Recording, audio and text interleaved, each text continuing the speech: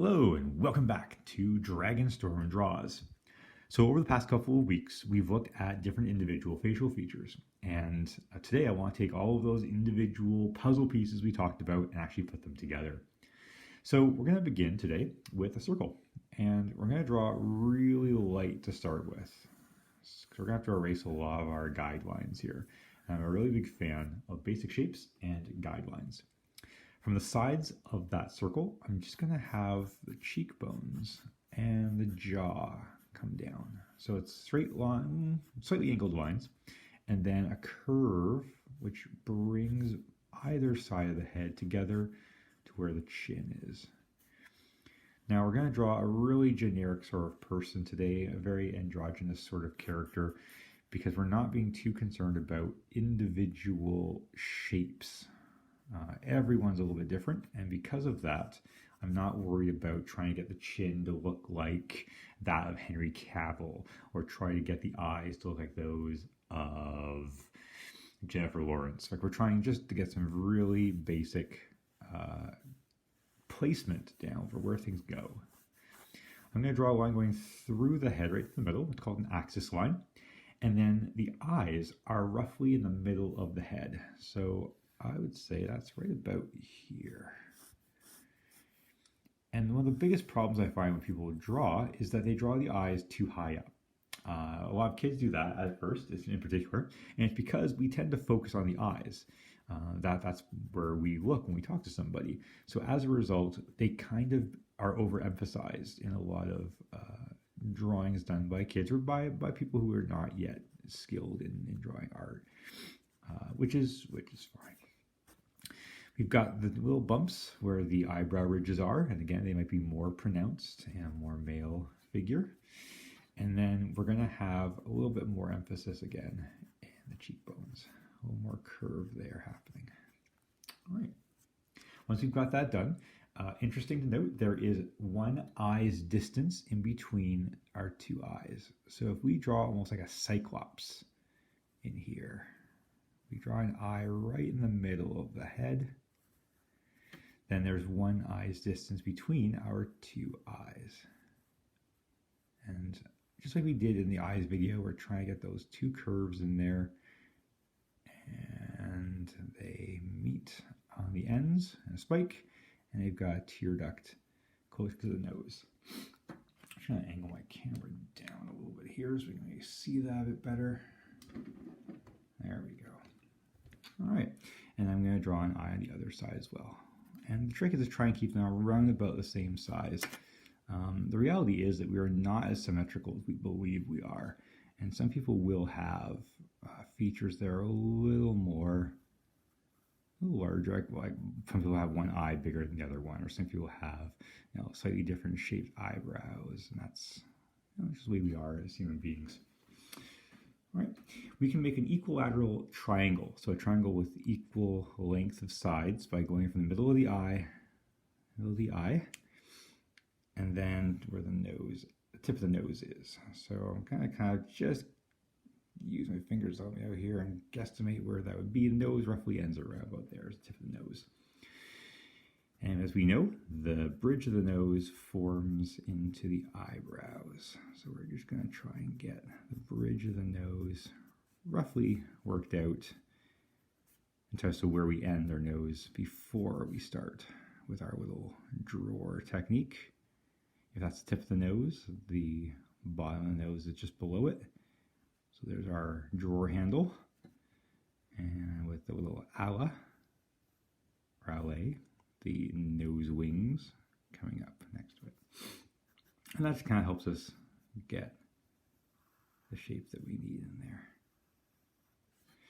All right, we've got our eyes in there so it doesn't look quite so creepy looking. And that dot can actually be part of where the pupil is too. That can kind of actually be worked into our drawing. Anytime you can avoid too much erasing, I'm a big fan of that. All right, so I'll just quickly kind of get that worked in. And just like we did with the facial features, the more details you add, the more realistic it will look. So I'm going to try and keep, again, a little more generic in this one here, but I still want it to look good. I still want you to come away from this video thinking, okay, that turned out, this is something that I can do too. And again, very often without the shading, it doesn't look good. So by taking a little bit of time to add that in, I think that's worth our while. All right, get the eyebrows in there, because the eyebrows lead directly into the bridge of the nose. We'll give this person some bushier eyebrows, just to kind of put that in there. All right. As we saw in our video with the nose, there's a philtrum, a teardrop shaped structure beneath the nose, and that leads right into Cupid's bow and the mouth. And we have that little beaky sort of shape. It comes up, down, back again, up, down, back again. The thing about how wide the mouth is that roughly the eye, middle of the eye roughly lines up with the end of the mouth. So we want to try and get those to meet there. Yeah, a little more maybe. There we go. Now all these little tricks will start adding up to making your faces look more realistic. Now I'm going to have that chin come down a little bit as well. I think that looks a little, this looks okay, but I think because I made the cheekbone so wide, I'm just going to have the chin come down a little bit more. Make that a little more of a smooth transition from chin to jaw. There we go. And I knock into the camera there. Okay. And you can kind of see it coming together there. For hair, I'm not going to spend a lot of time on that since we haven't talked about it yet, but I do like to put in the lowest point of where the hair follicles and the roots connect to the scalp. We tend to get a bit of a point here, and then the rest of the hair kind of coming up from there. And this is where, again, the person's haircut will determine exactly how this looks. I do want to add some hair. Now I think, yeah, a little bit too wide here. Let's make this a little smaller.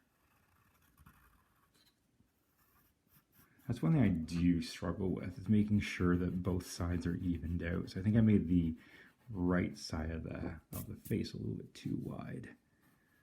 That looks a little better.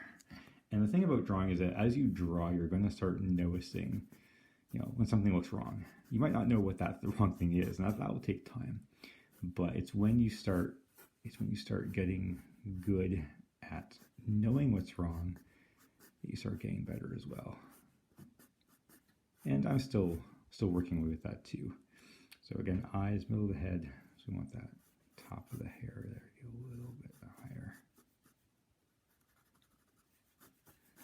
And we've got some hair to add to our figure. This is looking decidedly more feminine as the hair gets longer. Not that guys can't have long hair, just that it's not the style at the moment in 2020. Although, funnily enough, with the quarantine still in place for some places, I'm sure that haircuts are are such that they're not ideal. So they might be longer perhaps right now. All right, and there we have our human face. We can certainly adjust as necessary. I think that one eyeball is going a little off in a different direction. Adjust that, and we can add our shading as well. But that gives you an idea of where things go on the face, and that's an important part of drawing portraiture. And as you get more used to some of the little tricks, you can kind of, everyone, for example, has got some shading around their eye. So you can start putting that sort of stuff in without being too concerned about the subject's look. But it's when you start actually noticing where, people's shadows are and how deep the cheekbones go, that you start really getting the person to look like a subject, like the person that you're trying to draw. And a lot of celebrities in particular have very distinct faces, and that's something which will take a bit of time for everybody to get better in. Okay, so I hope you found that helpful, and I hope that the video has inspired you to try this yourself. If you have any questions, please feel free to leave them in the comments below. And if you have you enjoyed the video, please consider subscribing or giving it a like. Thank you so much for watching. Hope you have a wonderful day, and I'll talk to you again soon.